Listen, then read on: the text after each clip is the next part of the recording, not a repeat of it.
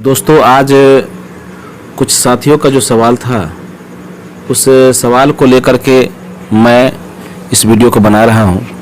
जैसा कि आपको बता दें कि प्रधानाध्यापक और प्रधान शिक्षक की जो बहाली होने वाली है, उस बहाली के संदर्भ में कुछ शिक्षकों ने अपनी जो उनकी जो समस्याएं हैं या उनके अंदर जो लग रहा है कि इसमें क्या होगा नहीं होगा, उसकी के संदर्भ में मैंने कल एक वीडियो डाला था कि प्रधानाध्यापक की जो बहाली हो रही है उसमें कहीं ना कहीं सरकार चाल खेल रही है। प्रधानाध्यापक बहाली में सरकार का खेल और हम शिक्षक नाम से एक वीडियो बना था, जिस वीडियो का लिंक हम इस डिस्क्रिप्शन में डाल देंगे, आप उसे भी आप देख सकते हैं।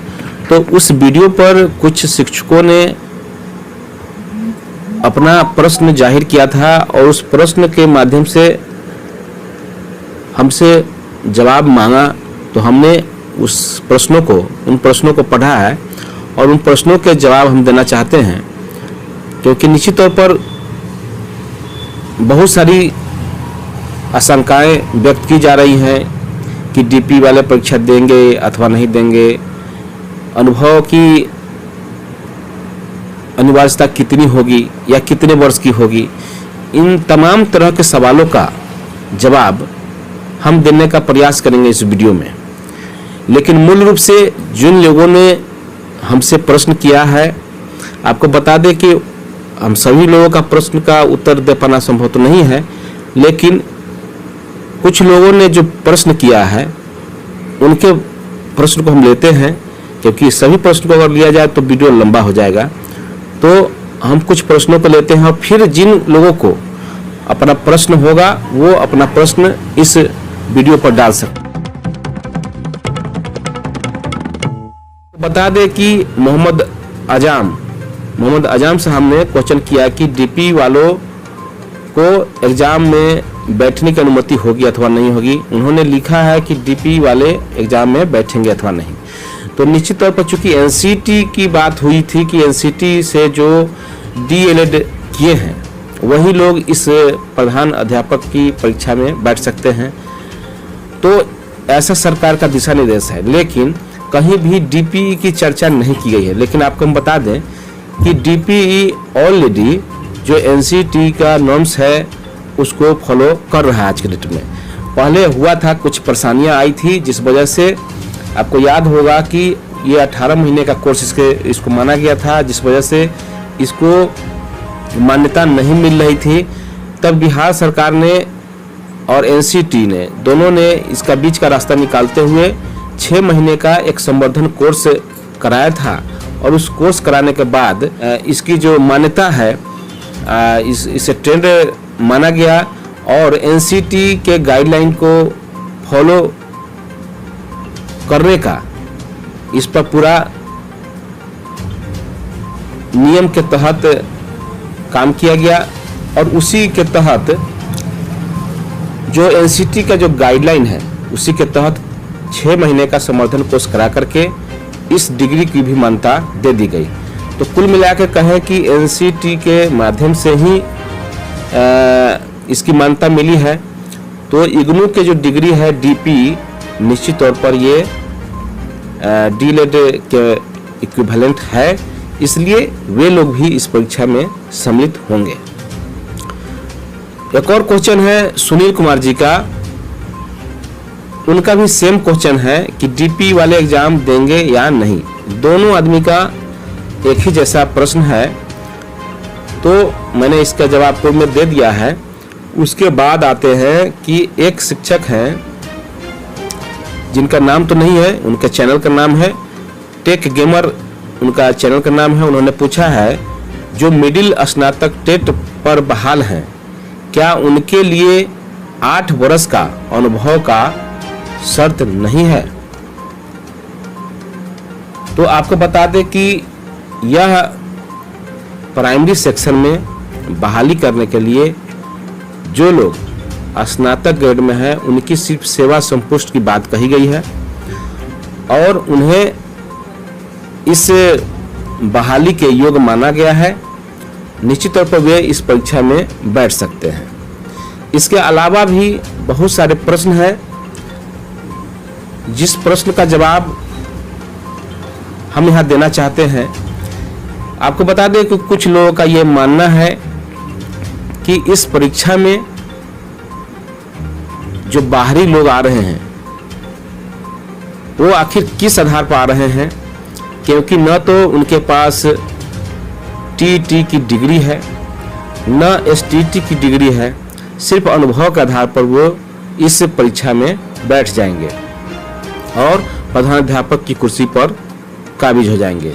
तो आपको बता दें कि सरकार, चूंकि हम लोग कल के वीडियो में ही मैंने इस चीज़ का चर्चा किया है कि सरकार कह रही है कि हम फिर से बहाली कर रहे हैं। एक तरफ देखिए, वो जो नई शिक्षा नीति नियमावली आई है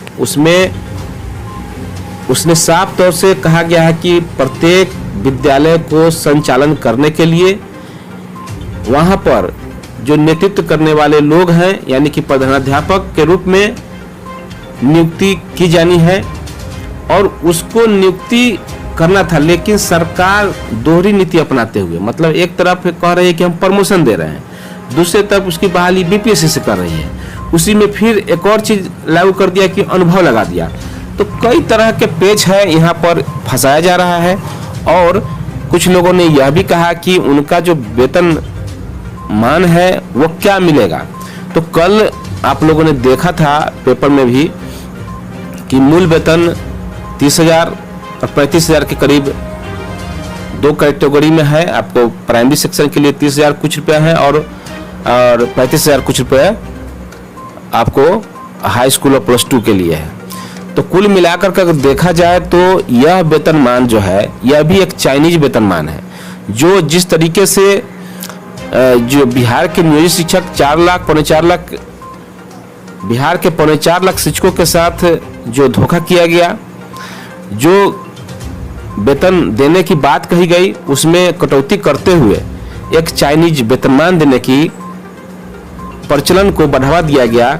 ठीक उसी प्रकार एक तरफ सरकार कहती है कि शिक्षक डाइन कैडर हो चुका है, दूसरी तरफ सरकार पुनः अब कह रही है कि नहीं, हेडमास्टर के पद के रूप में उसे फिर से जीवित किया जाएगा। लेकिन जीवित किया तो जा रहा है, लेकिन सरकार की चालाकी को समझिए। जब उस शिक्षक को, जिस शिक्षक को प्रधानाध्यापक बनना था, वह शिक्षक का वेतन आज के डेट में कितना है आप सभी लोग से छुपा नहीं हुआ है और उन्हें 9300 वाला स्केल मिल रहा था। और जब उसको डाइन कैडर घोषित कर दिए और फिर अब प्रधानाध्यापक फिर इस पद को नया सृजन किया जा रहा है और बनाया जा रहा है, तो कहीं भी 9300 का स्केल का यहाँ कोई चर्चा ही नहीं किया गया है। कुल मिला के कहे तो ये एक बनावटी या चाइनीज वेतनमान के रूप में प्रधानाध्यापक का पोस्ट क्रिएट किया जा रहा है और वो भी बीपीएससी के माध्यम से इसकी बहाली करने की बात कही जा रही है। तो निश्चित तौर पर यह एक सोची समझी साजिश के तहत यह कार्य किया जा रहा है और ये बहाली होने नहीं जा रही है। ये हम लोग ऐसा मानते हैं क्योंकि बिहार सरकार में बहाली कैसे होती है आप सब हम सबसे छुपा हुआ नहीं है। तो हम सभी जानते हैं कि बिहार सरकार हम सभी को टुकड़े टुकड़े में बांट करके हमारी एकता को खत्म कर रहा है। आप खुद सोचिए, हम लोगों में कितने कैटेगरी के शिक्षक हो चुके हैं। 2003, 2005, 2006, 2008, 2012, 2013 अलग अलग समय पर अलग अलग तरीके से अलग अलग प्रक्रियाओं के तहत बहाली हुई। अभी जो बहाली हो रही है उसका अलग प्रक्रिया चल रहा है। तो जितनी भी बहालियां हुई हैं उस सब में अलग अलग नियमावली, कुछ न कुछ हर एक बहाली में नियमावली चेंज है, जिस वजह से संगठनों की संख्या भी उससे भी कई गुना आपका संगठन बन गया।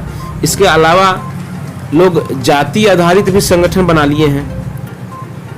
इसके साथ ही साथ आपको कहे तो टेट, नॉन टेट, अभी अभ्यर्थी संघ, अभी आपको बता दें कि नई बहाली हो रही है। जिन लोगों का बहाली भी नहीं हुआ है उन लोगों का एक अलग संगठन है। एक संगठन नव प्रशिक्षित शिक्षक संघ का संगठन, मतलब आप जब देखेंगे ना तो विभिन्न तरह के संगठन, इतने सारे संगठन में बट चुके हैं लोग, और ये बांटने का सरकार ही काम कर रही है और वो चाल चलती है और हम लोग उसमें फंसते जाते हैं। अब एक संगठन और बनेगी, क्या बनेगी? तो प्रधानाध्यापक संगठन, प्रधान शिक्षक संगठन। तो इन संगठन को बना करके वे शिक्षक जो प्रधान शिक्षक के रूप में बहाल हो जाएंगे, वे फिर अपने निचले स्तर के जो शिक्षक होंगे, यानी कि उनके जो सहायक शिक्षक के रूप में जो कार्यरत नियोजित शिक्षक होंगे, उनके ऊपर वे हुकूमत चलाने के प्रयास करेंगे और आपस में उन लोगों को भी तोड़ने का प्रयास करेंगे। तो कहीं ना कहीं सरकार की जो मंशा है, उस मंशा को हम सभी लोग अच्छी तरह से समझ रहे हैं, भांप रहे हैं। गलती हम लोगों की हुई, इलेक्शन में हम लोगों ने थोड़ी सी कमी कर दी, जिस वजह से हम लोग कहीं ना कहीं चूक गए।